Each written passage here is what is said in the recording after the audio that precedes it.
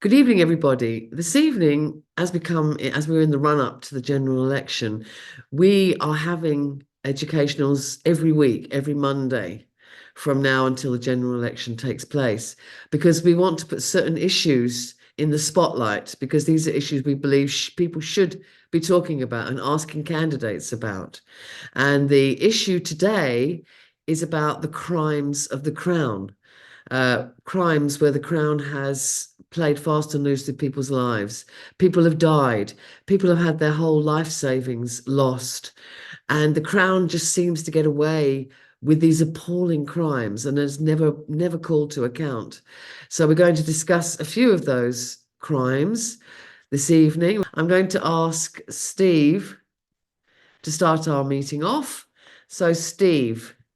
Thank you, Carol. I wasn't. Thank you, Carol. I'm really going to just to begin with, a couple of points, and mainly, I'm going to hand over to Phil and to Mark as well to talk in a bit more detail.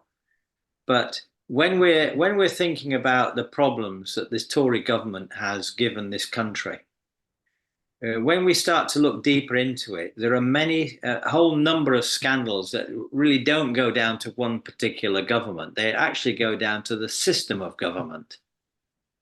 And that's what we want to focus on, because what we'd want to say is getting rid of the Tories, for me, is absolutely essential to get rid of that absolutely rotten, vile government. But bringing in a Labour government that's going to carry on with the same system is not a solution to the problems that the country faces. So what we wanted to do was to highlight the importance of the political system of the Crown and Crown power, which is illustrated in a whole number of scandals that take a long time to resolve. And I'll just mention some of them. We've had the infected blood scandal, the post office scandal, the Hillsborough, the scandal over Hillsborough.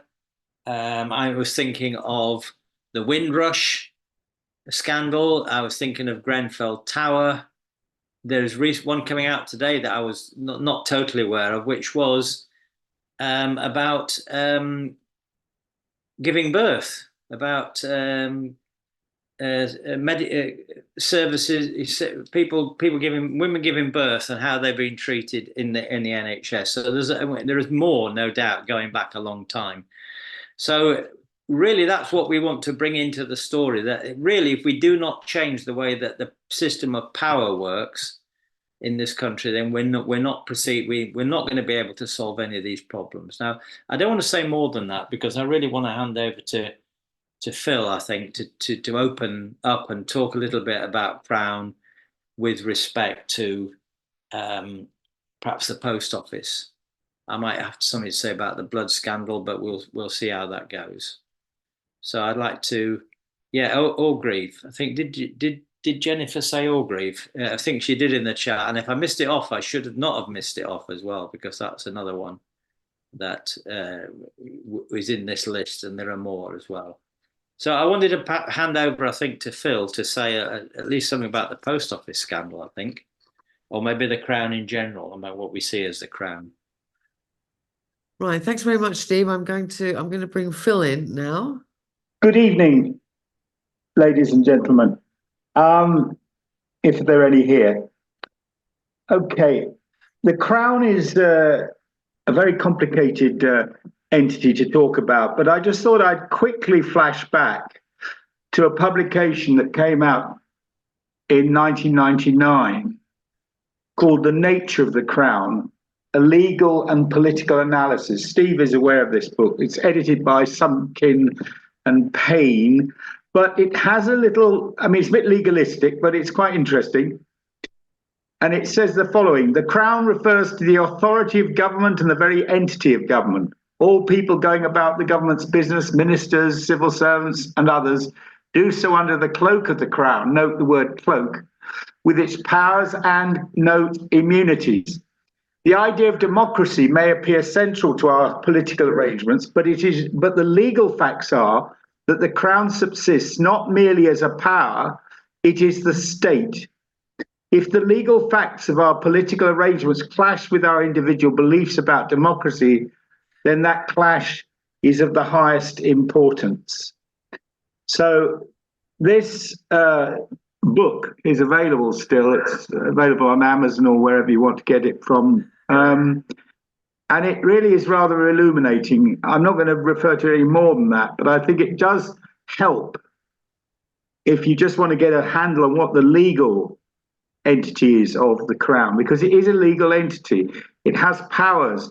Many of them are wrapped up in the constitutional arrangements we live under. Others are in statute. Others reside in what are called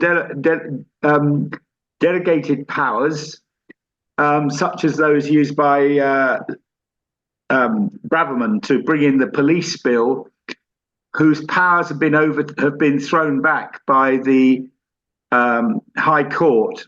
Liberty, the organisation Liberty, brought a case against it, and the Crown suffered a defeat. And because they abused Parliament, because Parliament had not expressed the opinion that Braverman incorporated into law in its various debates and stages. So this throws up another interest, which I again won't be referring to over much, which is the question of what Parliament does. But I'm going to set that to one side, because we'll be talking about Parliament probably in the next few weeks with the question of the election and everything. So I'm going to move on from there. But just keep that in mind, the Parliament is not completely useless. As we saw in the post office scandal, it was the members of Parliament that prized open, or helped prize open, along with Alan Bates and his very brave sub-postmasters, the oyster shell that was the post office's secrecy and defence.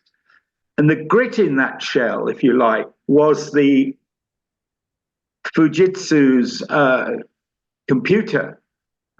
defective computer program. But I would argue that it's not really about computers. Although that's the ostensible thing that matters to the sub-postmasters, who were grievously robbed of their money, which incidentally went directly into the post office's balance sheet and was paid out later in other things such as bonuses. So all that money they stole. I mean, essentially, it's a fraud. They stole from the postmasters, was put into the post office balance sheet, as I think Steve mentioned last time he was here. But what it really is about, I would argue, it's about the preparation by the Crown, because don't forget, the Crown was involved with the post office because it is a public company, it's a state-owned company, it's nationalised. And during the time that Alan Bates was writing his emails to that gloriously inept CEO, Paula Venables, who I've watched. I mean, I'll never get these hours back, Carol, so just please send a message to my family. But I've watched a colossal amount of the inquiry now. I've watched all of Venables, I've watched lots of them. And what they all have in common is they're absolutely useless at their jobs. They would be thrown out of any half-decent capitalist company because they just would be losing so much money hand over fist, and incompetent, that they wouldn't be kept on, because their earnings-related bonuses that they've awarded themselves would not be awarded in a company like that, I'm sure. I mean, just think of the water companies, how careful they are not to award bonuses to people who don't deserve them. So we are dealing with an extraordinarily incompetent setup. What's interesting about this thing is that the Crown was wanting to prepare the post office and the Royal Mail for separation, because they wanted to sell off, privatise the Royal Mail, and this is like the real business of the post office scandal, in my opinion. I'm not diminishing for 1 second what the postmasters went for. Some of them died, many were bankrupted, many were made pariahs in their own communities. So I'm not diminishing that at all, but I am saying that it's it's not the primary. It's not the primary element in this, because the Crown represents the state, as Payne's book points out, the nature of the Crown. It's a legal entity. It has legal powers. And when Alan Bates was emailing Venables and these other people, they were supposed, when they went through this thing called mediation, and this was a scam by the post office to try and stop them finding out about the computer problem. And mediation was basically very craftily put together. And they managed to convince the MPs that this would be a really truthful, they'd come out with all the documents, all that stuff. But of course, they didn't do that. What they did do was they hid vast quantities of data and information from the mediation, and they excluded specifically from the mediation process any of the postmasters who'd undergone legal criminal proceedings and been convicted. So that was extraordinary. How they got away with that, Bates recounts in his evidence. It's a wonderful watch, actually, 3 hours of Alan Bates. You don't need your life back watching Alan Bates. It's wonderful. But anyway, so they were having a back channel to Joe Swinson, that appalling Liberal Democrat minister in the business department of business and trade. And she was under Vince Cable, who was pushing really hard for the privatization of the splitting and then privatization of Royal Mail. And she was running a back channel directly with Venables behind the backs of the people who were going through this con of a mediation process. And so these emails to Alan, from Alan Bates to the post office, were supposed to be confidential, but they weren't. They were shared with the government. And this shows the complicity of the Crown in the crime that was the post office. So to return to my title, The Crimes of the Crown, this is one of the little micro examples of how the Crown operates in a particular context. They stole money from ordinary people, decent, ordinary, entrepreneurial, classic, if you like, classic Conservative voters. Many of them, figures of great respect in their communities who were destroyed by this. But the Crown didn't care, because its main goal was to separate and then sell off the Royal Mail, which it duly did. Has been discovered later, as was said by, it must be said, several Labour MPs, at a very reduced price. The trade unions really opposed it because they said they were giving it away. And now they're doing it again, as you may know. They're giving it away to this Czech billionaire. Oh, by the way, if you still send Christmas cards through the mail, be ready for a doubling of your stamp price by Christmas if it goes through. I'm just tipping you off. Buy now.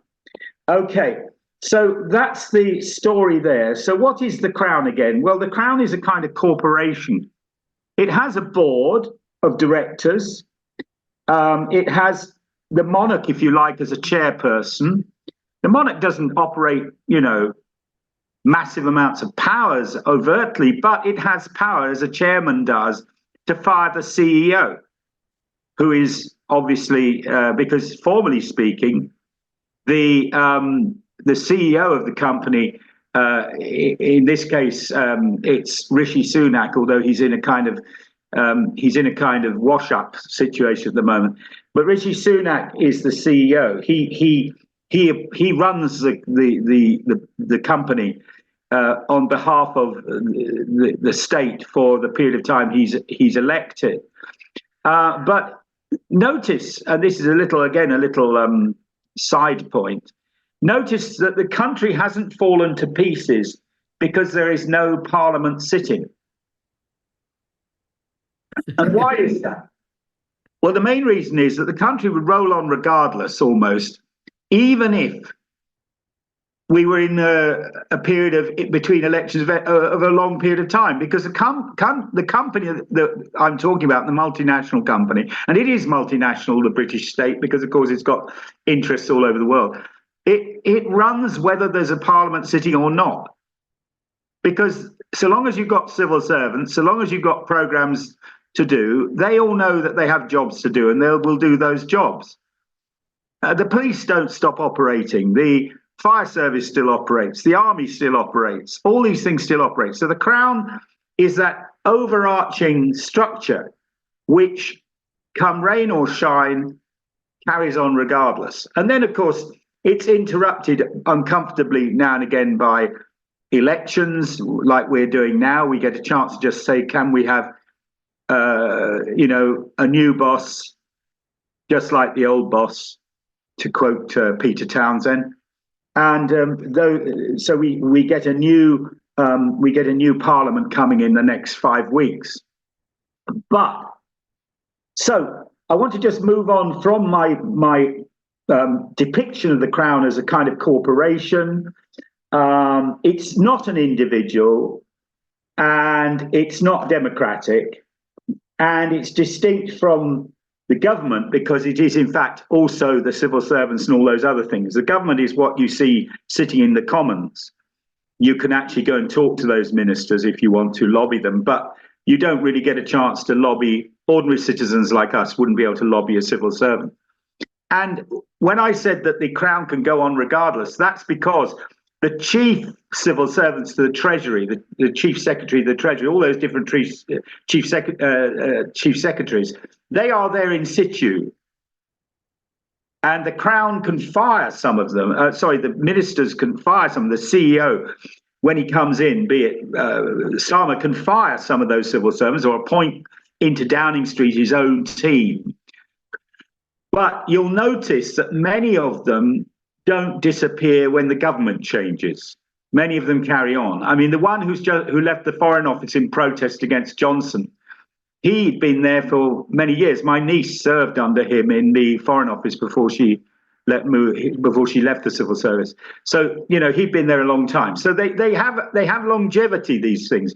And that's what gives us this great British thing of longevity and continuity, which is why we support the monarchy, because it gives us continuity. Why we support the Crown, because it gives us stability.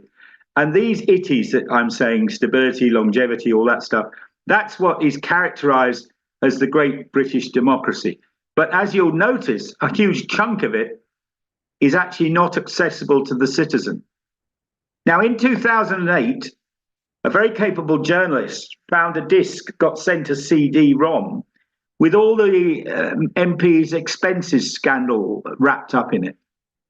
And what this person did, she published a book afterwards called The Secret State. And in that, it explains, she didn't draw the political conclusions that we do, but she did it. It's a very good analysis of just how hard it is to get to the bottom of what's going on. And that's in Parliament.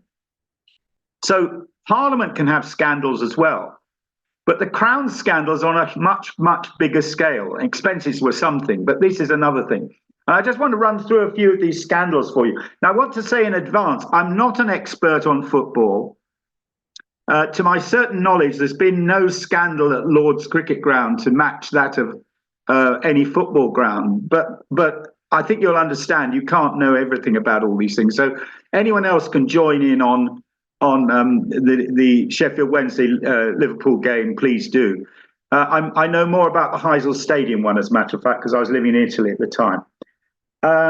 Okay, so here we go. What have we got? First thing to say is, what does the Crown do when something goes wrong? Well, the first thing to do is to keep it secret. How does it do that? Well, you'll put forward freedom of information requests, which Tony Blair declared was his worst ever mistake in government, passing the Freedom of Information Act. And you can put in a request, but it can be rejected under many grounds. And some of those grounds are really rather important. And guess who was running the shredder in Johnson's number 10? But Sue Gray. She ran the office in number 10 that threw out and rejected what she thought were irrelevant or impertinent inquiries by journalists. So she's very happily now Starmer's lieutenant. So I don't think I can promise you any greater openness in government when Starmer, looking like I've just read on Labour list with 440 seats in Parliament, 120 for the Tories. When Starmer takes over, I can't promise you more openness. I'm very sorry. But what is true is that these scandals are nothing new. And I'm going to take you back a little bit, not taking too long, because I know that Carol's wants to have other people coming in and you all want to have a word. I apologize, I can't read the stuff coming up on the thread because it's a bit of a distraction, but I'll try and look through it afterwards. I'm going back to Aberfan. Do you all remember Aberfan? You can nod sagely if you do. The Aberfan disaster was a Crown disaster because it was actually the National Coal Board that was found by the inquiry not to have actually looked after the coal tip that collapsed onto this primary school and killed a lot of school kids. And the first strategy of the Crown is always to say it wasn't their fault. When that doesn't hold up after a while, nosy journalists start finding things out, unfortunately. So then you have to be able to say, right, well, we'll have an inquiry. Now, what's the point of an inquiry? I would argue in most cases, I describe it as long grass syndrome, and I shall abbreviate that to LGS, which basically means you kick it down the road, or kick the can down the road syndrome, which is rather a mouthful. So I'll stick to long grass syndrome. Your job is to put the thing off, procrastinate. Now, if ever you've seen Yes Minister, you'll know precisely what we're talking about. Yes Minister is horrifically accurate in its depictions of how the Crown operates.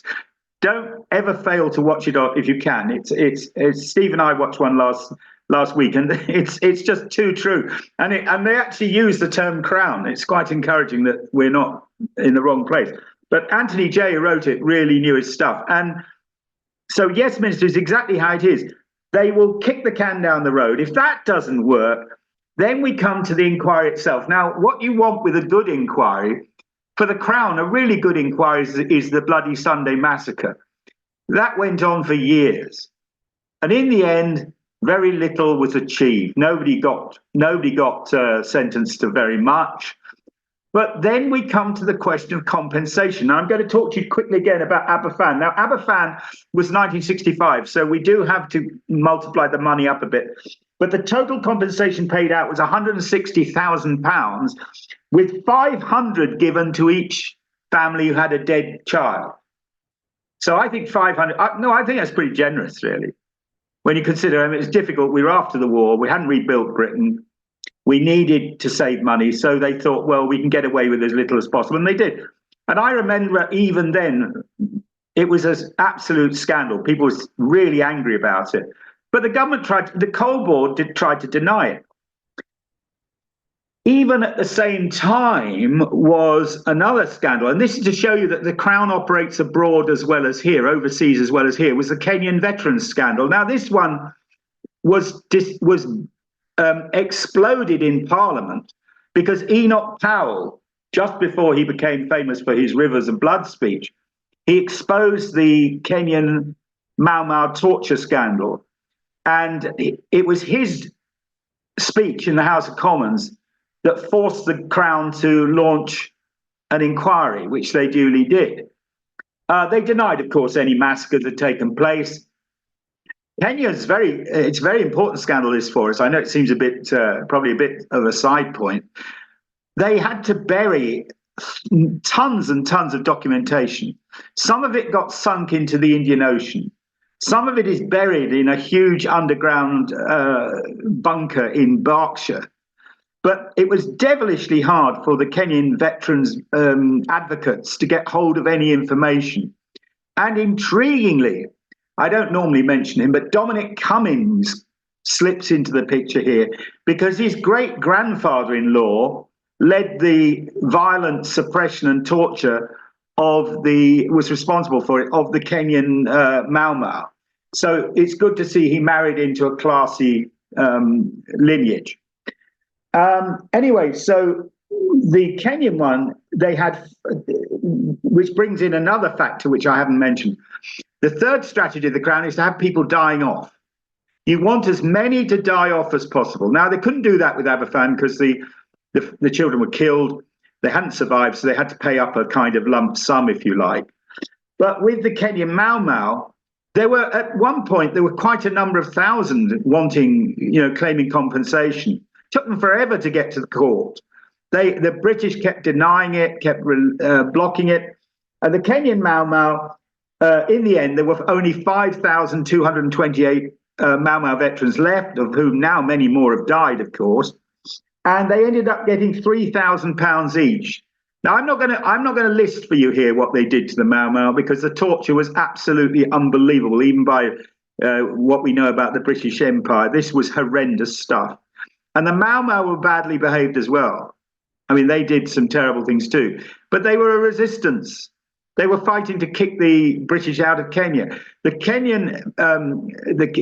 British forces in Kenya were, of course, trying to keep hold of a colonial entity, a colony, but the violence they used was absolutely atrocious. And they only paid the living ones. This is another thing they do. The Crown, they make it, well, it's only for living people. We won't pay for the dead. So many who died on the way didn't get a penny. And that's what they do. They slow it down, make it last as long as possible, so they hope everyone's going to die. The next one I'd mention, again, Bloody Sunday, I mentioned it before, they got different amounts, 75,000 averaging, but some got 210,000, others got more, others got less. But again, that one dragged on so long that many people were dead who were relatives who should have been compensated for the loss of their children. Many of them died, or brothers and sisters and so on died.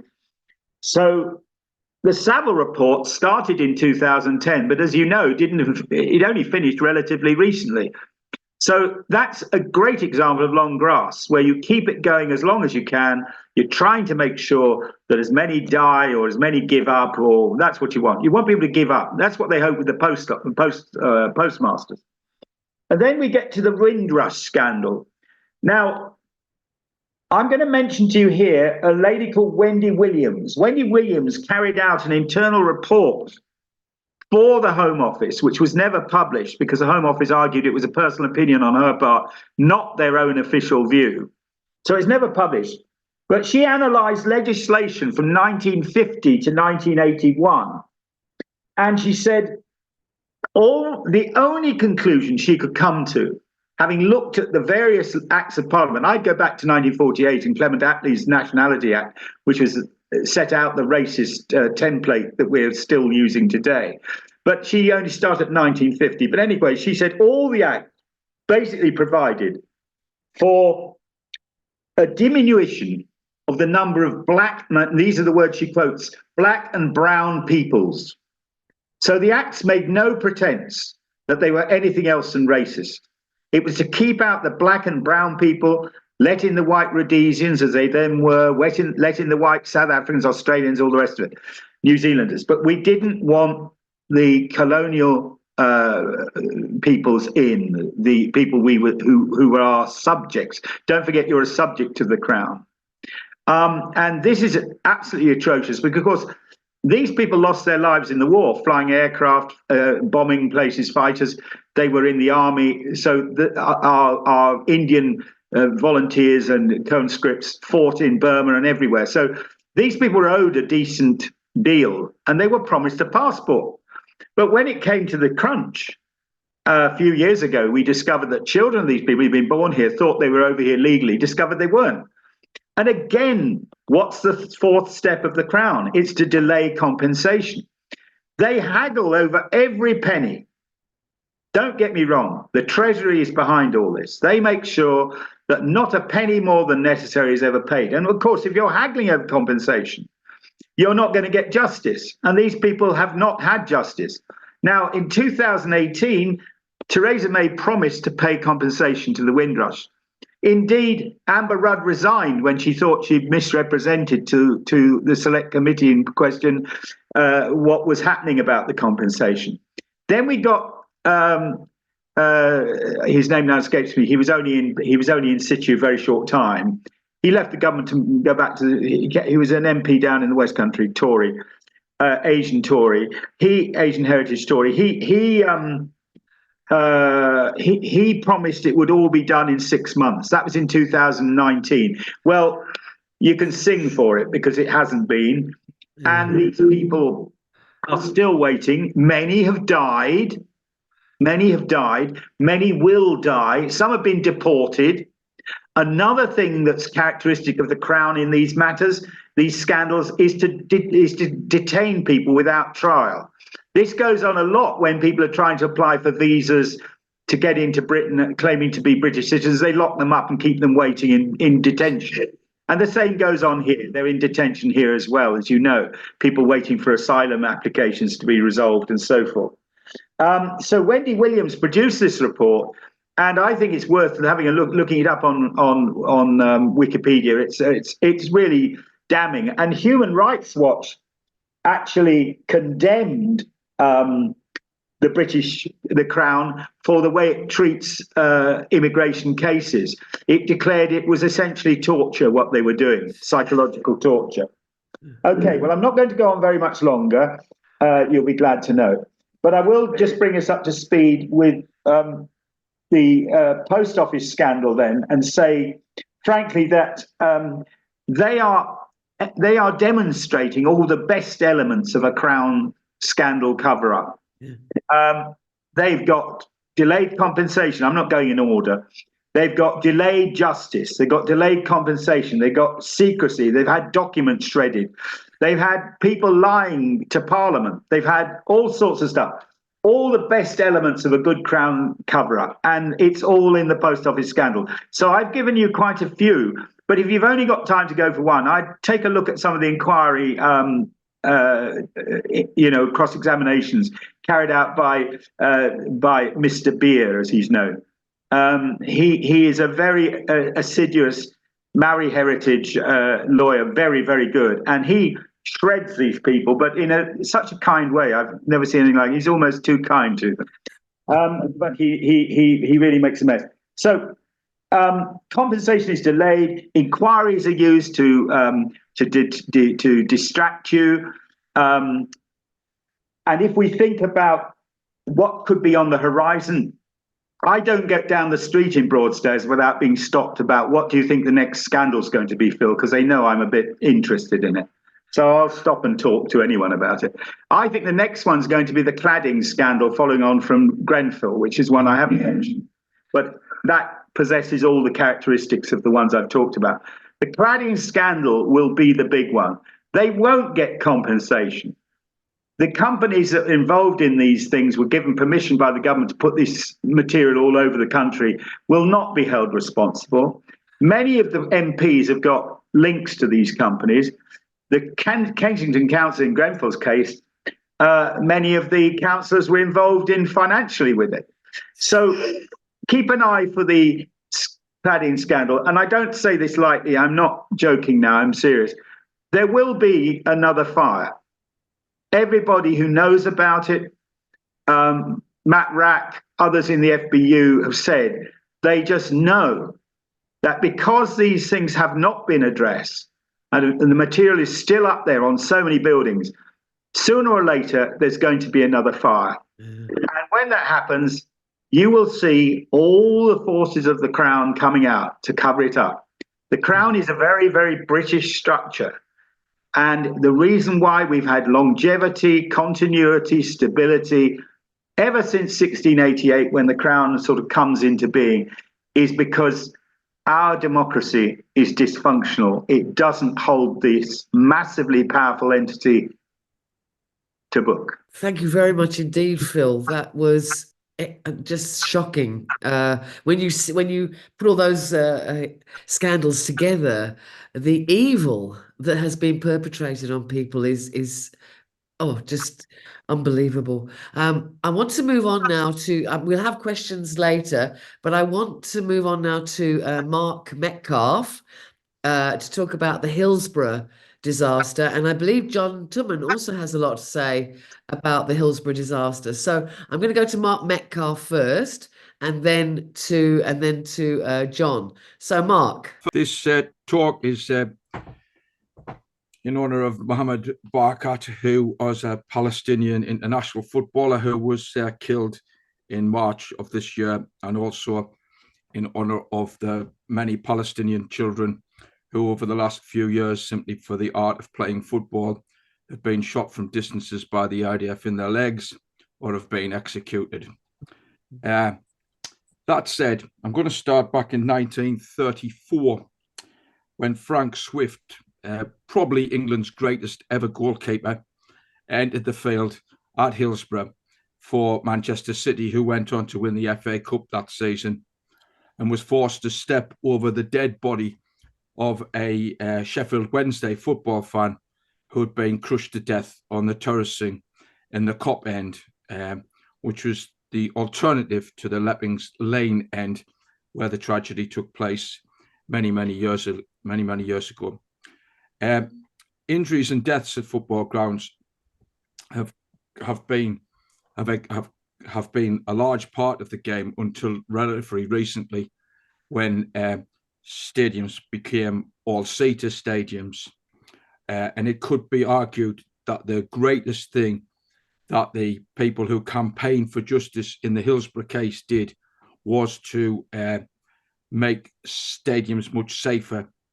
At the same time, the introduction of that safety, the cost of that has been passed on to ordinary football fans by the fact that getting into particularly top flight football has gone up exponentially. So there's a negative side to that. You can't start Hillsborough and the discussion of Hillsborough, however, without looking back 4 years previously to that and the Bradford fire disaster, which took place at the same time at Heysel, but I won't go into that except to say with Heysel, as I know from experience, was a death trap of a football ground, but also at that point, hooliganism did play its part in that tragedy. That certainly was not the case at Bradford, where a fire broke out, and as a result of the structural parts of it, and the fact it was a wooden stand, 56 people were burnt to death. Within 13 days, an inquiry they'd started an inquiry, and it was over in record speed. The people who'd survived, who were in hospital, they didn't even get that opportunity to come along and speak about their experiences, and no great lessons were drawn from the fire. In essence, Martin Fletcher, who was at it with his dad and his uncle and his brother and his uncle's son, was the one of 5 who survived that tragedy. He was always uncertain as to whether the whole thing was necessarily a tragedy or an unfatal, accident as such.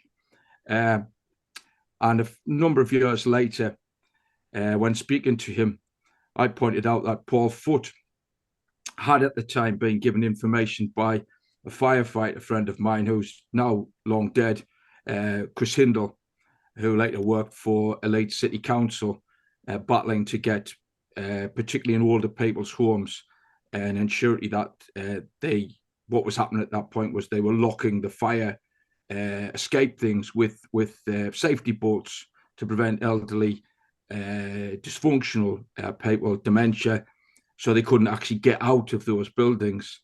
So these things do happen. And I pointed out to Martin that, in fact, there had been a number of other fires associated with the owner staff at Higginbottom. And that sort of inspired him in part to write an exceptionally good book, which I would certainly recommend, called 56, The Story of the Bradford Fire. The thing about the fires was not so much that they actually took place, and there were 9 other fires associated with Higginbottom's businesses. It was the fact that those fires, when they started, they weren't like ordinary fires. They just flared up and were massive fires very, very, very, very quickly indeed. Martin's campaign work finally got the South Yorkshire Police to say they would re-look at the whole situation, but then they concluded there wasn't the information for a public inquiry to take place.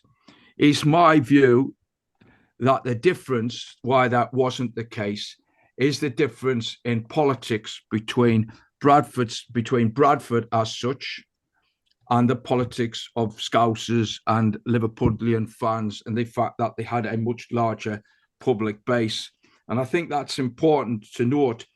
It's the politics of things which actually do lead to the state and the Crown being forced into at least publicly looking for justice. And so I want to go to that about the situation. My view is if the Bradford City fans had campaigned continuously, I do feel the state would have at least had to set up something which would have demonstrated that the fire wasn't anybody else's fault. Obviously, for those who know me, they know that I'm part of the. I don't know if it's going to cost the most amount of money for a public inquiry, but to date it is cost. I think it's 88 million on a charade escapade looking at undercover policing. I'm glad to see, although I can't reveal the sums of money, certainly some of the women who ended up in relationships with undercover police officers, including the one that particularly spied upon myself, Mark Jenner, who I actually worked out wasn't what he was because he said he was a Tranmere Rovers fan, and I knew more Tranmere Rovers fans than he did when I went to the football match with them. So I worked him out, in essence, although not strong enough to challenge him. So the situation, well, anyway, 88 million's been spent on that inquiry. It's a small sum of money. I would anticipate long term that I would gain some compensation because I think I can demonstrate that when I was applying for jobs for a long period of time, the Met Police, when you had to do CRB checks, it's before I started writing full time, and my stuff was coming back. It was clearly inaccurate, and I wasn't able to gain any employment on that basis. But to be fair, it's a small and insignificant sum, but nevertheless, it was important to me. Right, Hillsborough, 1987. I was at the Leeds United versus Coventry game at Hillsborough. I'm not a Leeds fan. I'm a Sunderland fan, as people would know. And for those who don't know, Sunderland remains the only top-flight football team across Europe which was formed by a trade union, which in this case was the Teachers' Union. And obviously, I'm exceptionally proud of that fact, and I think it's only right that that should be the case. So anyway, I was at the match. I was with a young lad, a mate of mine, who actually would have made it as a professional footballer, but found God and still is still a follower of God as such, although at this time he's still in Birmingham as such. So when we went into that stadium, in the Leppings Lane End Stadium, I love Hillsborough as a ground. It's one of my favourite football grounds. I saw Sunderland beat Arsenal in 1973 in the FA Cup semi-final. Obviously, not quite as good as beating our friends from Elland Road in the final. But as it happens, it was still a great day out. And we got to the cup final in 1992 by beating Norwich.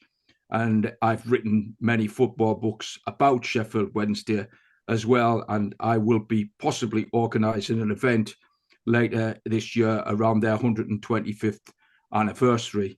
However, despite that, obviously, what happened at Hillsborough, when it happened, my thoughts went back to that 87 final, and we were going down the main, basically the tunnel area, and I said to Gary, Bonnie lad, we're not going this way, and he said, why? I said, it's just not safe.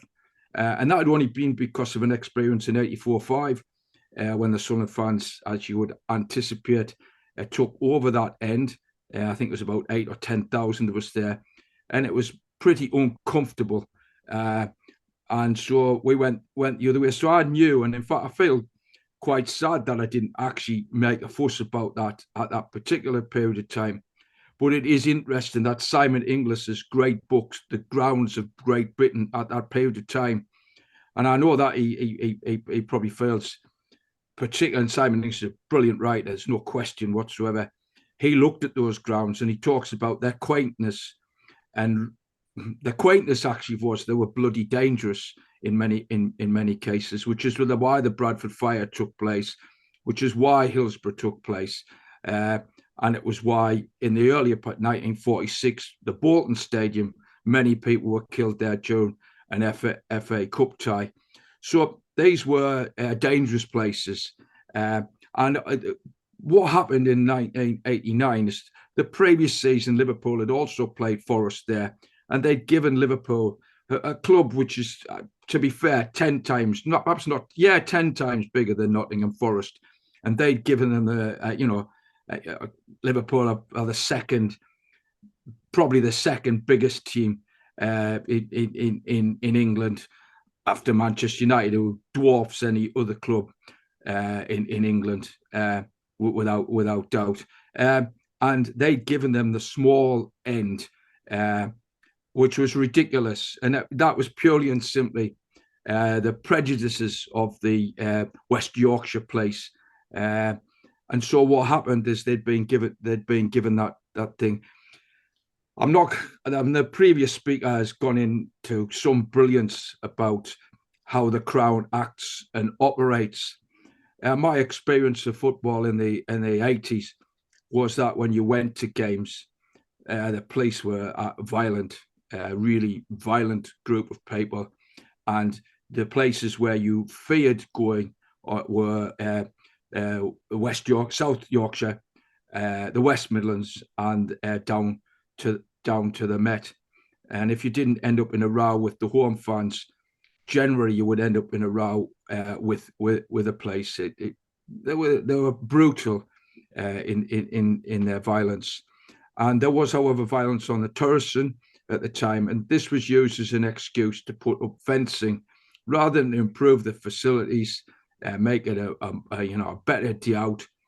Fences were put up, and they were to contribute to the tragedy. What can I say? We all know that at the point 95, then 96, and now it's accepted that 97 people were crushed to death on the Torrison. We know that the police opened the gates to allow supporters outside who came into the Torrison, and with no direction whatsoever went down the tunnel. And as a consequence of that, too many people were behind the goal, and people were crushed. People of all ages were killed. It's got to be said that part of this then became, their deaths became, I'll go on to the Sun newspaper in due course, but Hello magazine, one of the magazines at the time, actually dared to print photographs of the crowd as they were dying, which is never, the person that should have been as much done as the bastard on the Sun newspaper, Calvin Mackenzie. The police knew immediately what had happened, no question about that. There wasn't a safety certificate for that end. They had also, the lad who was in charge of the actual policing himself didn't have the experience to be marshalling such a ground. So it was shoddy. It was an example of the fact that they themselves didn't really care about this situation. There had been crushes at other semi-final games earlier. The Wolves Spurs game in '81, supporters from Wolverhampton Wanderers and Spurs, they were both forced onto the pitch, and that's the difference. There wasn't at that point any fencing up. For those who don't remember, back in '85, Chelsea had some right nutters. There's no question about that. They had a lot of lads who went to Chelsea, and it was quite a fearful experience. Ken Bates's response to that was he wanted to put fencing up, and he wanted to electrify them. That was his position in 1984. Ken Bates is a very, very unpleasant man. I've been in his company a couple of times, to put it mildly. He had me banned from Leeds United, which, to be fair, the Football Writers Association prevented that happening. Basically, and he had me banned because he knew I was a socialist. That's the only reason why that happened at the time. So the following, after the tragedy itself, South Yorkshire Police began operating a system to make sure that the football fans themselves were blamed for the disaster. Now, this is a double whammy for the people who'd come in late. They were being told that they were responsible for the deaths of their friends and their families and their fans, other people that they knew, that they were responsible. And that was added to by the fact that the Sun newspaper ran a story which was given to it, we know now, by South Yorkshire Police, which basically said Liverpool fans were pissed and that they were uncontrollable. That particular day, I can say for certain that isn't the case. I'd been stopping at Mansfield, my greatest female friend, Pretty Polly shop steward for many, many years, Carol. And I'd come up, suddenly we're playing at Oldham, so I'd gone through Sheffield. I had a pint in Sheffield, as it happens, before we went over to Oldham to watch someone draw twos apiece. And then we heard about the tragedy.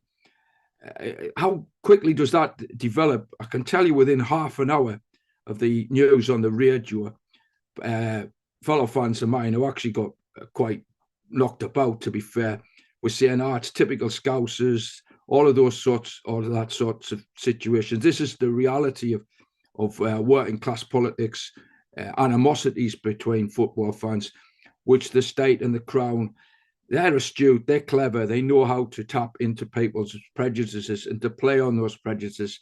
And so the following week, there was a minute's silence at the Shrewsbury, Sunderland played Shrewsbury.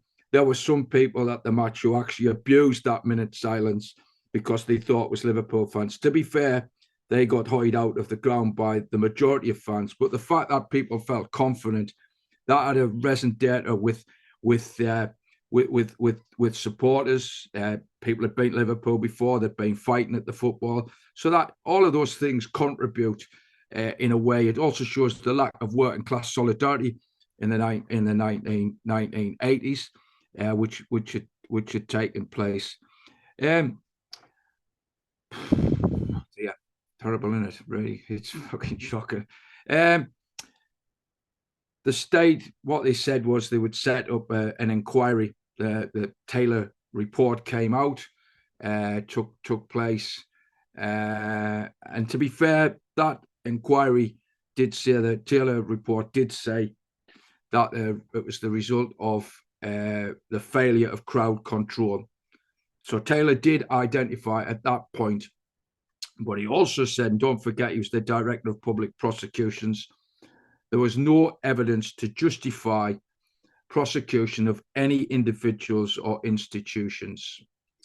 What he did do was to lead to the greatest improvement in facilities at football grounds, inspired in part by a great friend of mine, Michael Knighton, who went on to be the chief director at Manchester United. Also, the stadiums were introduced and places did become safer.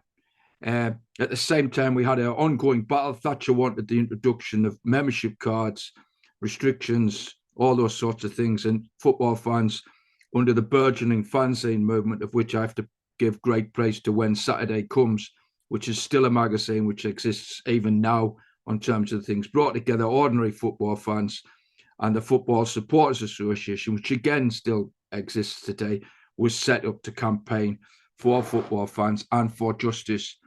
It took, what can I say? I mean, it took Liverpool football fans a couple of years to start actually campaigning. There was the first campaign which was set up by the families, okay, and this caused some division because the families wouldn't allow other football fans, the friends of those who died and those who'd been left with great, heartache, great mental health problems. It wouldn't allow them to join with their organisation. And it became, I might as well say, it became too close, in my personal view, to what was happening. It was in part willing to accept some of the things that were being said to them. And now, from my point of view, when this happens, I'd rather, even now, all these years later that statement was not necessarily used at this particular point. So I hear what people are saying, but I think that might want necessarily. I'm just sharing that with people. It was the Hillsborough Justice Campaign was set up by people who had been at the match, or football fans who knew what had happened. And we did know what had happened. I was one of the reasons I was a bit all over the place. People might have seen me shuffling around to find something, and I thought I'd put it online. The thing took place in April, the disaster, and in the second week of May, I wrote down what I knew, what had happened. Socialist Voice, they published it. I thought it was online, to be honest. I thought it was on my blog, but I can't find it. And I can't find the magazine at the moment. And basically what I'm saying is that whatever the state is telling you is a lie. The fact is the ground is unsafe. I mean, I'll find the article, and when I find it, I'll send it, and it can be demonstrated that was the case. Because by that point, having been to many football matches, having been to Orgrave, having been on many picket lines at that point, I knew that basically whatever the police were likely to say was likely to be a lie. I think they're the most pathological people for lying I've ever actually happened to meet. And I think what you get, especially on big cases, is the whole state, the whole apparatus comes together. So it was that campaign, in essence, which drove things forward. During that whole period of time, of course, Sheffield had Labour MPs who were members of the government. They had left Labour MPs, significantly numbers of left Labour MPs. Not one of them, not one, supported the Hillsborough Justice Campaign or the Hillsborough victims. Not a single one. Orgrave, yeah, once that started, they supported them. But in terms of football fans, no, we were just a set of scum, to be frank, amongst most MPs. That's how people were. That's how people were regarded in terms of the situation. So there was no serious political support for that. What happened is, and I'd like to, in particular, praise here. Without these things, would never have happened. We couldn't have got to this point. And I say we because I identify myself strongly with that. The brilliance of Sheila Coleman and a lassie called Anne Williams in particular, but Sheila in particular, the research and the work that they put into this and the exposure of what was happening was simply superb. And they long term. Mark, can I just come in here? We are now gone 8 o'clock, so if you I'll could be round up, finished in because 5 I minutes. want to give some other Okay, people I'll a chance finish in to 5 contribute. minutes. I'll finish in 5 minutes. No problem. So what happens is eventually on the 20th anniversary, there is what happens is at Liverpool. Andy Burnham speaks, and he basically gets shouted down. And to be fair to Andy Burnham, he then says, "We've got to have a look. We have to have a look at this," and it leads to an inquiry, and that comes back, and basically there's an independent panel takes place, and that shows that what we knew all along, it wasn't their fault, and it wasn't Liverpool fans' fault, and long term it demonstrated that the Liverpool fans that were not to blame. It demonstrated what we already knew: the police were to blame, the fencing were to blame, the authorities were to blame. All of those situations. Going forward, only one person was ever held responsible. Somebody at the ground. I think they got fined £5,000. All the rest of the main people, Duck and Field, all of them, they all got off. Obviously, Cameron got up in the House of Commons as Prime Minister 2012, apologised. So yeah, that's the story. I'm not going to go into how the Crown operates. I think that tells you how the Crown operates. Thanks for letting us speak anyway, and hope that's all right. Cheers. Thanks very much indeed, Mark. So I've just, if anybody wants to contribute and or ask questions, please raise your electronic hand. So I've got Mike Hope first, and I'm going to bring in John Tubman. Right. Well, thanks both of you. And the question I'm going to ask is related to what Phil was saying. But Mark, I would say uh, what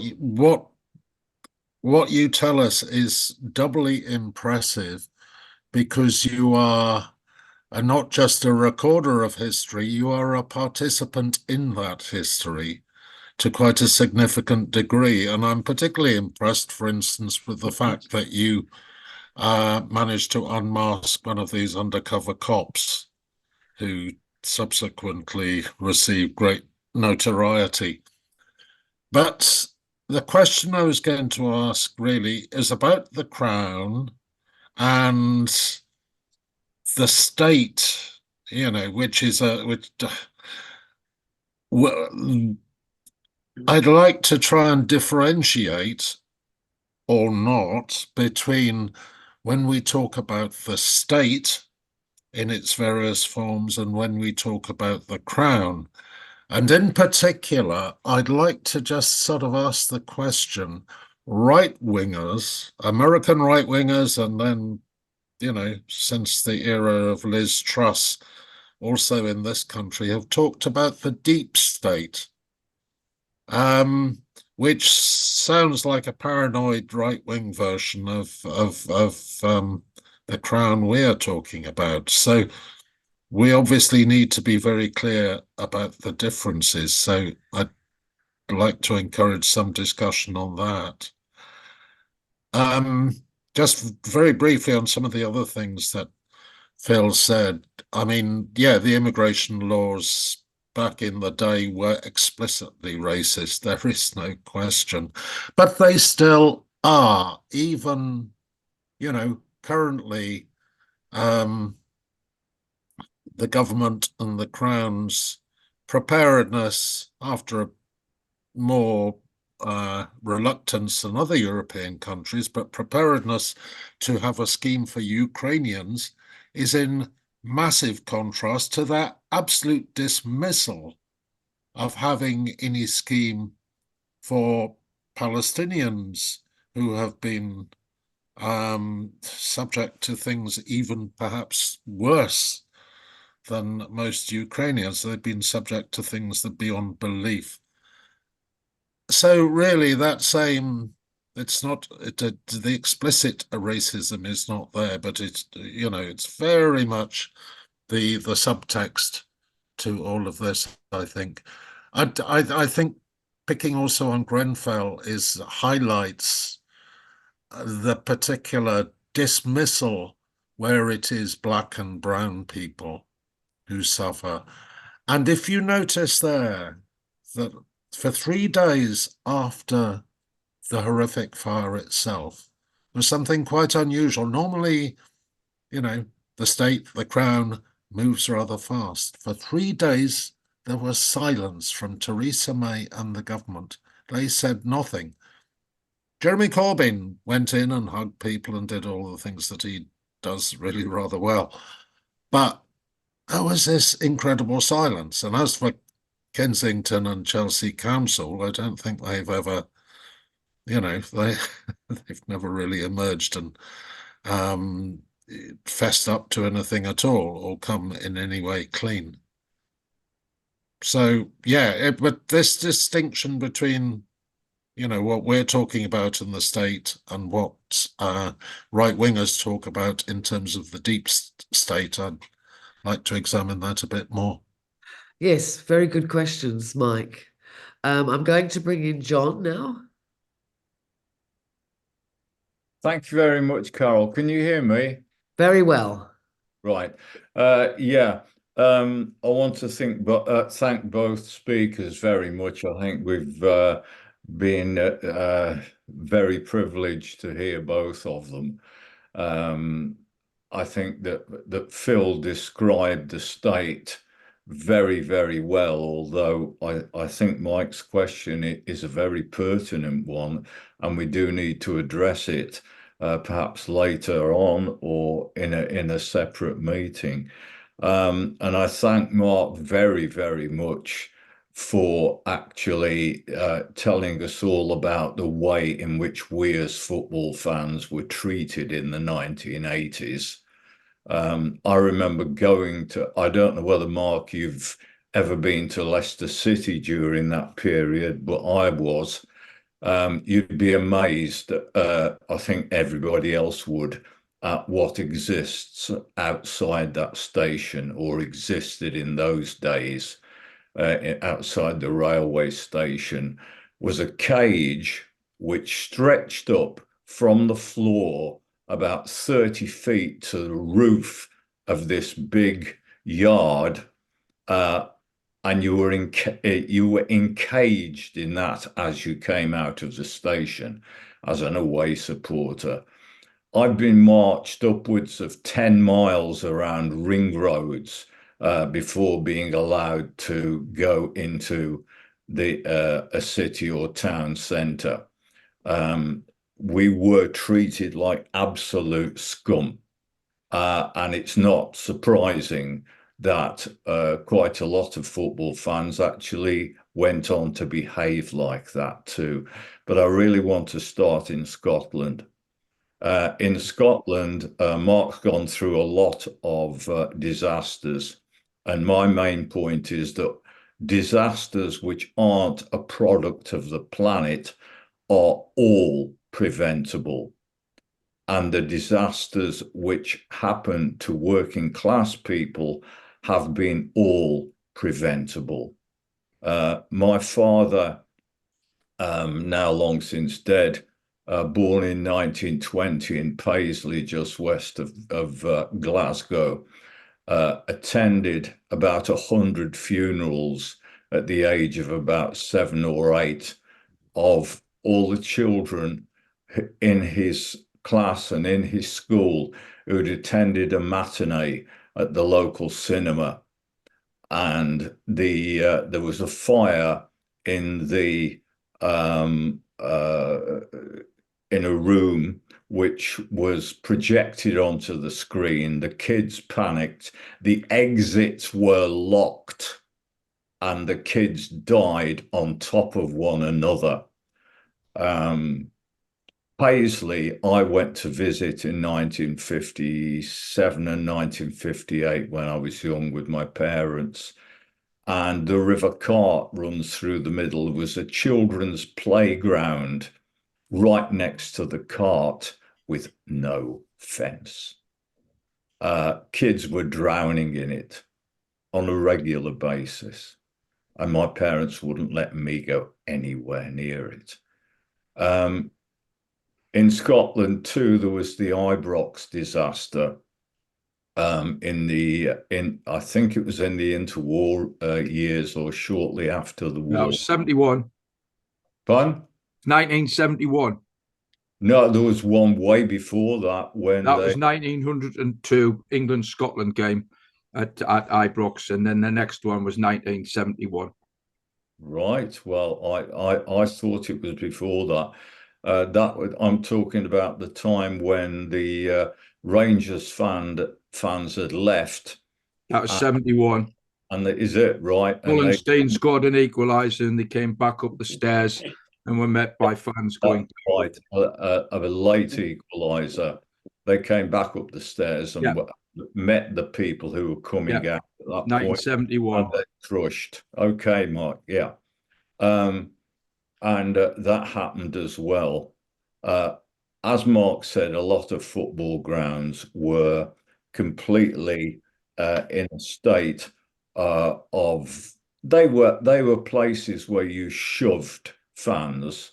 My club, Wolves, had an end, the North Bank in those days, 9,000 people squashed into what was, by today's standards, was a very, very small terrace. And it was referred to as the cowshed because that's effectively what it was. It was made of wood. entirely, the steps, the roof, everything about it. Just like Bradford, it was not surprising that one of those structures went up in 1987. As for Hillsborough itself, the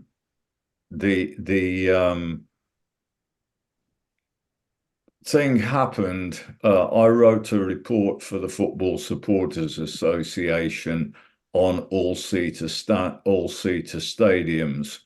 because Jimmy Hill, who was doing the commentary on the BBC television, which was showing it live, used the occasion to promote all-seater stadiums. A year after that, I was at a conference called Football into the 90s at Leicester University, and David Kelly and the bigwigs of the FA were already discussing. I happened to get on the same table as them at dinner. They were all discussing forming a what became the Premier League, to cut out smaller clubs from it, make it into a closed shop, which is what they were talking about, with no relegation, no promotion. And also they wanted to create all-seater stadiums.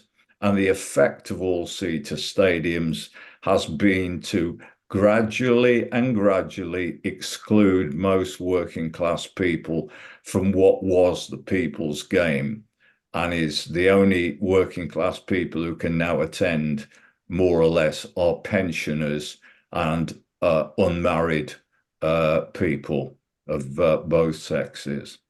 At Wolves, we're currently fighting the club with a 14,000 strong petition over the increases, this round of increases in attendance fees and season tickets.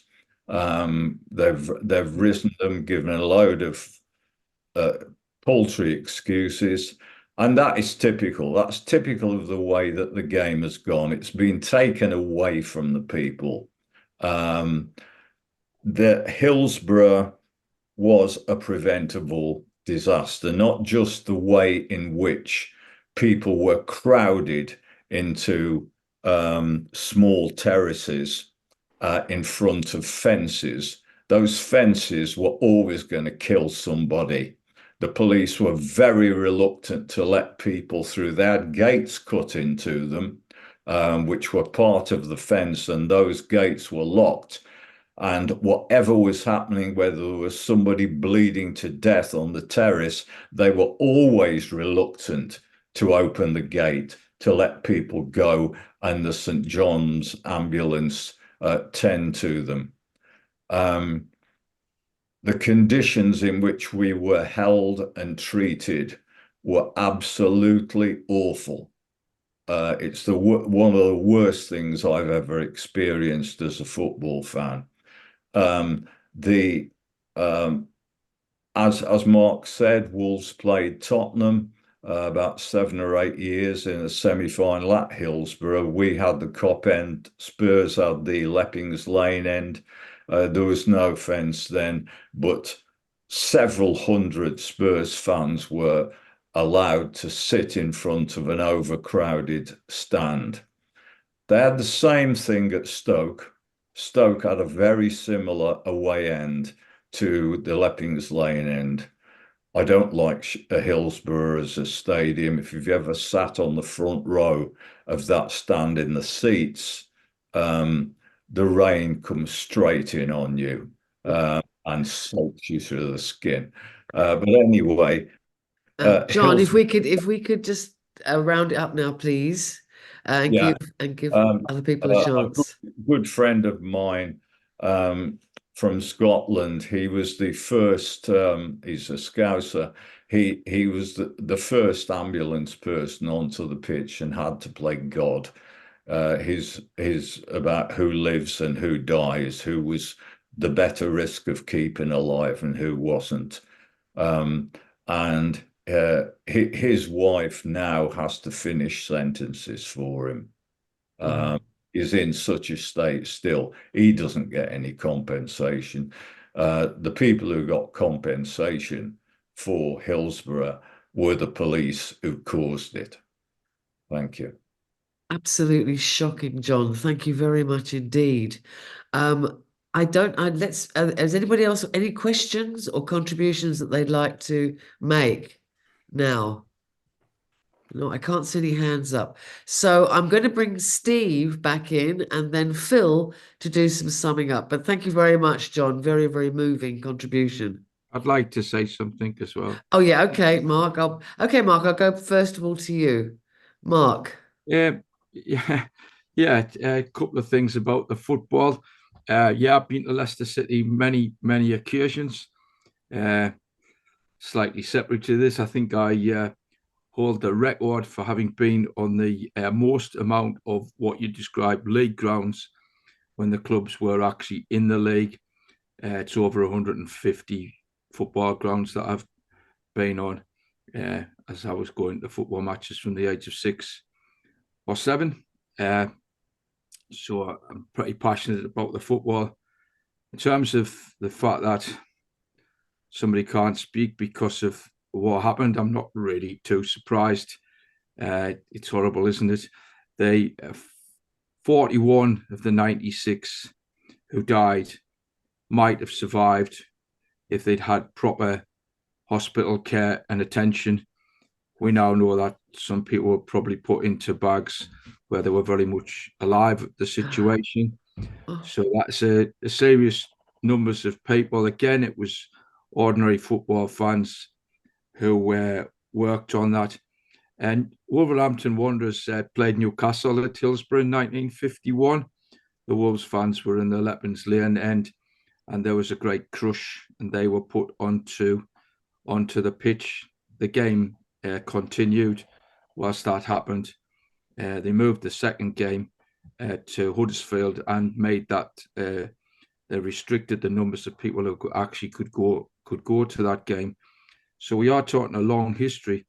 What I would say, and I think that's been covered by other people very much in that situation, the tragedy could have happened. It wasn't just Hillsborough, as has been explained. There were lots of unsafe grounds at that time. So it's not just the one location or the one place, the facilities or things. What is the deep state? I mean, is the deep state where somebody from the state rings you up and offers you a deal, as would be said, as involved in a campaign around refugees and asylum seekers? 5,500 people came to the Hackney area, and a government where in Hackney everybody was fine, was no bother. There was the government basically. I was a secretary of the support group.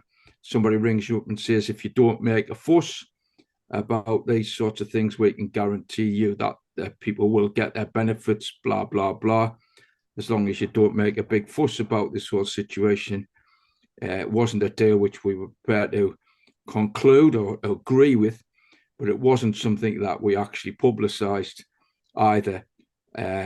And the state, as far as I could see, without our agreement, went ahead and did keep to their commitment. Is that the deep state? Is that the Crown? Is that how that operates? I suspect that in part is how it happens for very important people. They have their clubs, they have the places where decisions are taken and are made in those clubs. Obviously, they're all male clubs as such, so you could say Thatcher made a blow for equals rights if you wanted to. But that's what it is, isn't it? People from the same background, the same constitutions. And when these people talk about the establishment, it's because they're not part of that club, would be my view. They're not actually included. Yeah. What you find is that people are desperate to be included in that club, aren't you? So Starmer willingly took up to go to the Bilderberg group, and he's no doubt whatsoever now been included in those chats, those parties, all of those social occasions.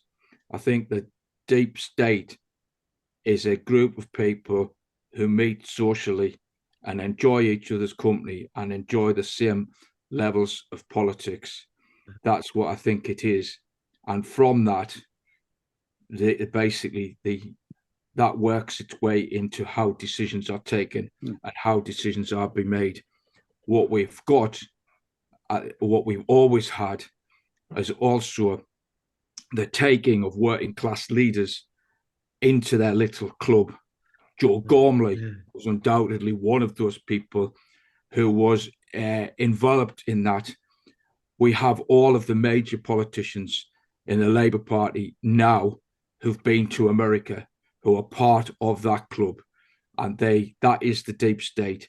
The state takes in the best people as they see it, the most able people, those who are corruptible, those for whom wish to leave this earth with a lot of money and a lot of power, and they bring them into it. That I've no doubt also some of the undercover police officers and others that do that do target people. They put them under pressure, and they do get them to become part of that whole service, for which they are, I would guess, pretty well rewarded. Throughout my life, personally, not on a much smaller level, constantly being offered opportunities to be better myself. I live in a working class estate in Halifax, social housing, but there's lots of other people I know I've been involved with politically who've gone on to do exceptionally well. So I suspect the deep state is that, to pick out people and to groom them and to make them part of that establishment. And frankly, I fucking hate them. Cheers.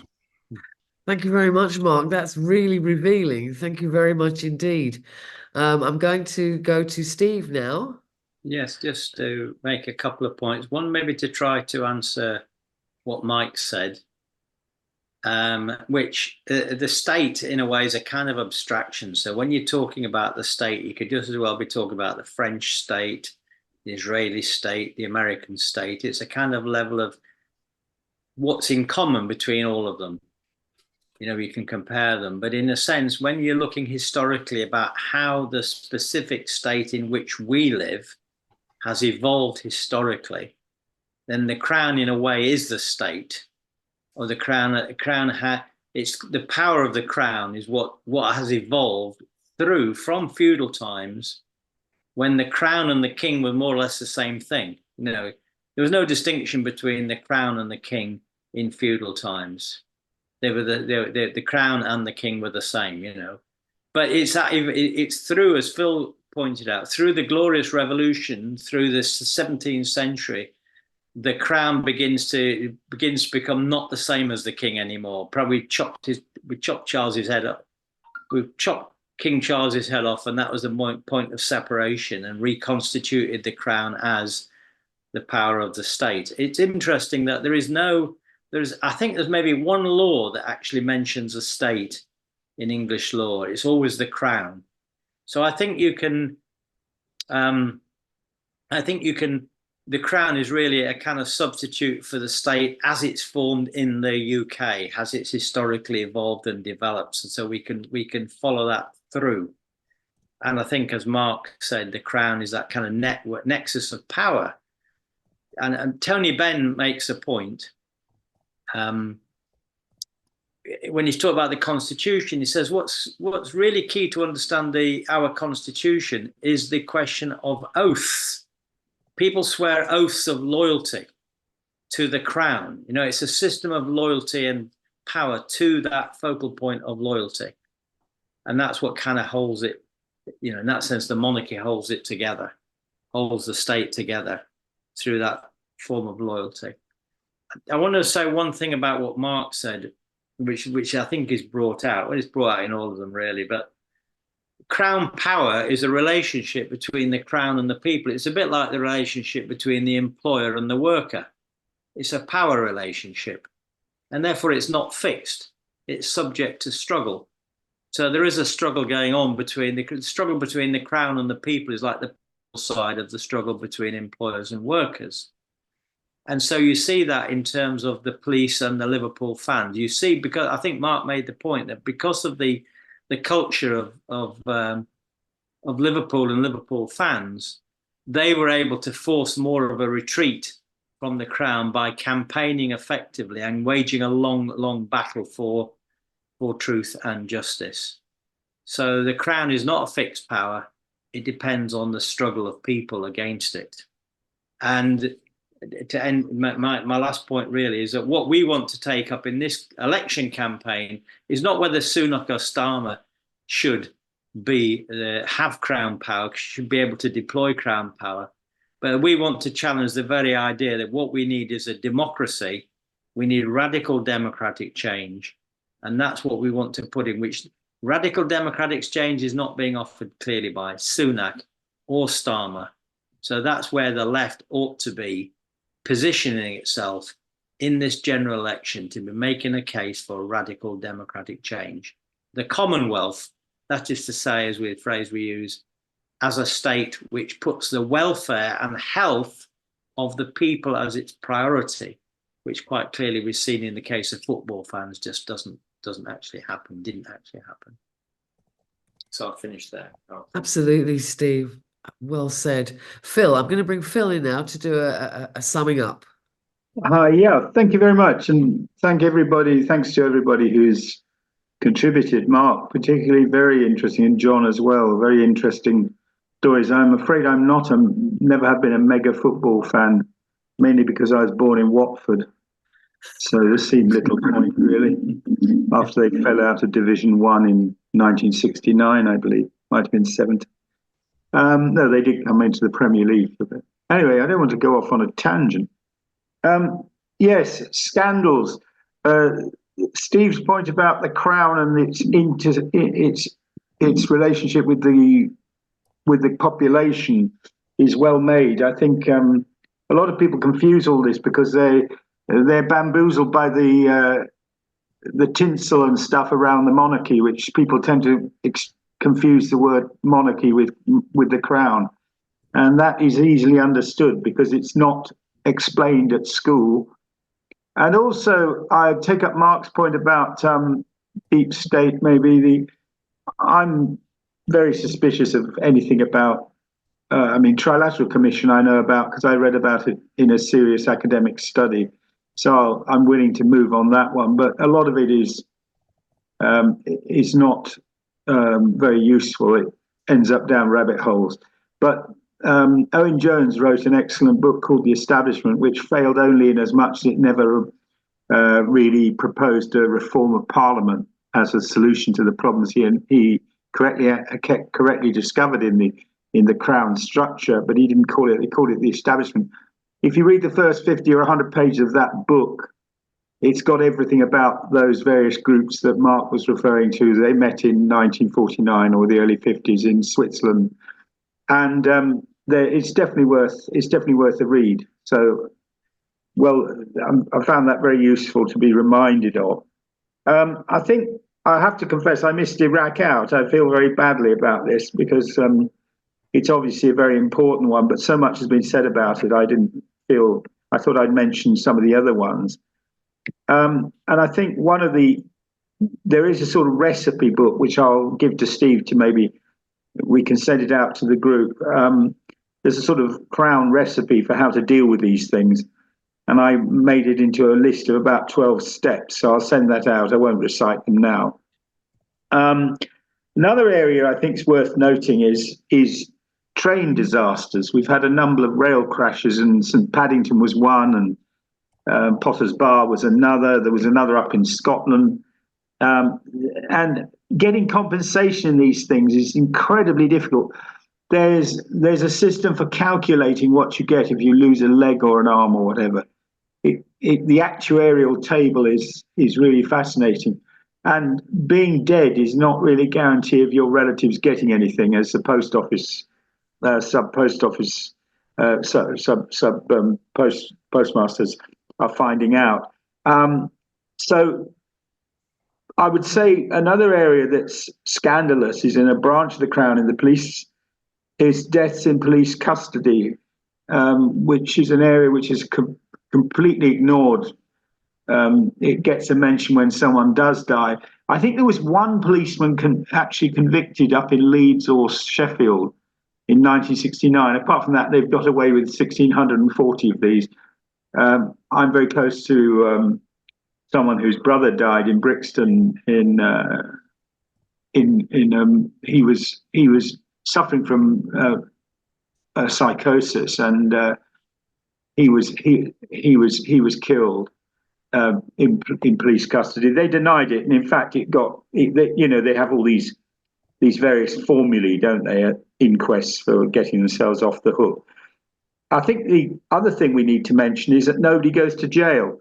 I mean, the 2007-8 crash can definitely be rooted back to specific decisions taken in the City of London and in banks. These were not a problem to discover because people like Gordon Brown and Alistair Darling spent a long time sitting around tables with them trying to work out how to stop the ATMs drying up. And we came within a whisker of a total financial collapse in London, and somebody should have paid for that. In fact, Lehman Brothers went down and only one person went to jail in the States for the financial crash there, which was absolutely horrific. I mean, subprime mortgages, all that, cost hundreds of thousands of people their homes. And in the end, no one went to jail for it, apart from, I think, Madoff. I think he didn't quite make off with as much as he thought he would, and he got jail. But intriguingly, our system of the Crown is copied in America because the federal government has all sorts of powers that are not, can be added to without too much problem. And what happened with the Fed who was responsible for overseeing the banking and sector in Wall Street, was that great change candidate, Barack Obama, the change candidate, he put the head of the Fed in again after he was in disgrace. He put him back in as head of the Fed after he took office. So all that thing about, Main Street and all that, and Main Street to the Wall Street, we were going to get asked for compensation. It never happened. So results from inquiries, yes, good point. But do they ever get put into practice? I would argue in most cases they don't. The post office scandal again illustrates this because the post office ran down the clock hoping to bankrupt the legal fees that make them so big that the sub-postmasters would have to give up. So very often people settle for compensation which is far less than that which they should have because they just haven't got the muscle to carry on fighting. So what other things could be on the horizon? I don't want to be too pessimistic, but I think the water companies will be a cracker. I reckon that's going to be a very big scandal.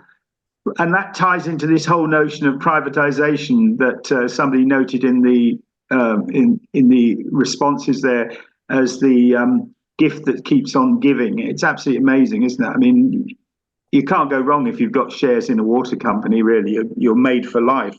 Monopoly.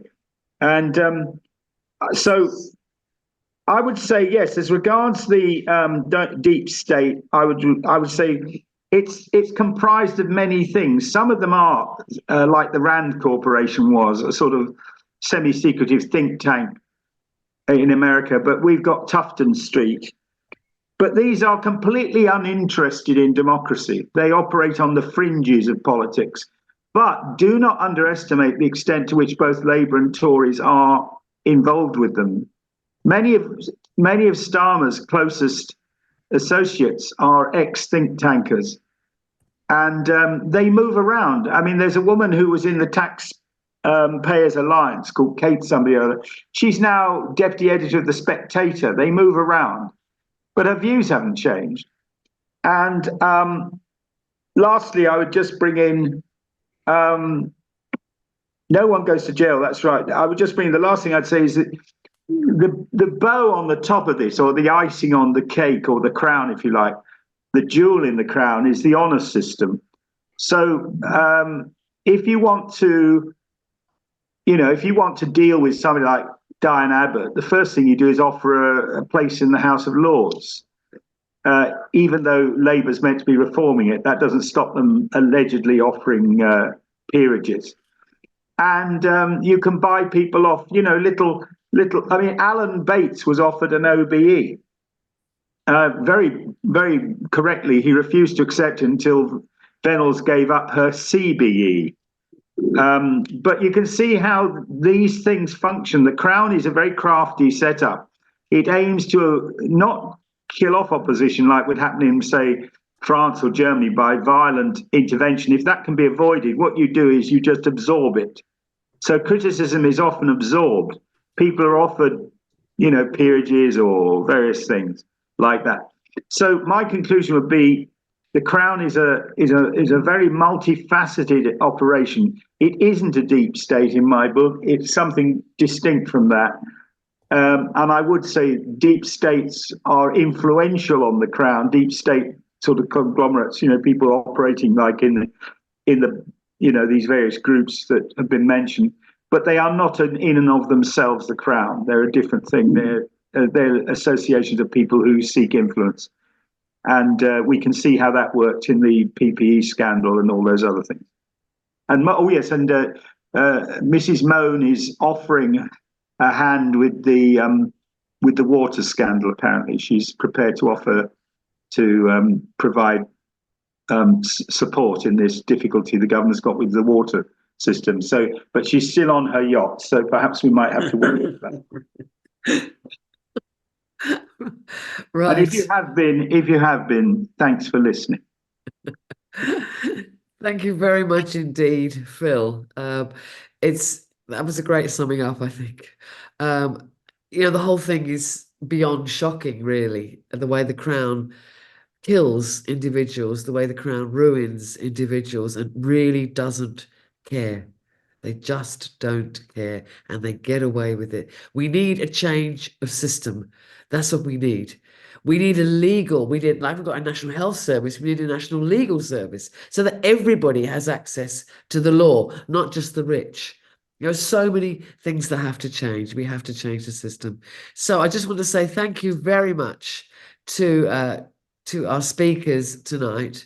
It's been an amazing meeting. There's so much that's been said that's so interesting and shocking and sad when you consider what's happened to these people. It's awful, and we need to change the system so this can't keep on happening. We need to get rid of the Crown.